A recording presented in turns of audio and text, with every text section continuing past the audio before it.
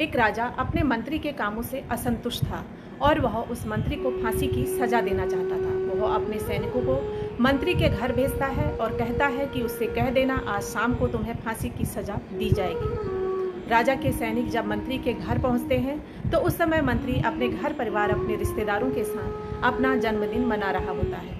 राजा के सैनिक जब मंत्री को कहते हैं कि आज शाम को आपको फांसी की सजा दी जाएगी तो मंत्री पर इस बात का बिल्कुल भी असर नहीं होता। वह जैसे पहले नाच कूद रहा था वैसे ही नाचता कूदता सैनिकों को नजर आता है।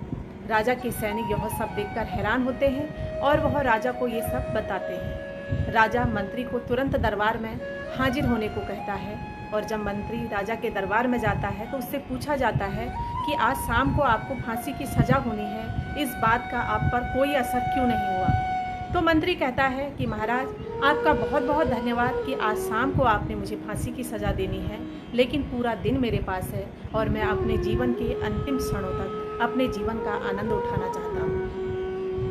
राजा मंत्री की बात सुनकर बहुत ज़्यादा प्रभावित होता है और उसकी मृत्यु की सज़ा माफ़ करता है। तो दोस्तों आप जानते ही होंगे कि इस कहानी से हमें क्या शिक्षा मिल रही है कि अपने जीवन के अंतिम क्षणों तक हमें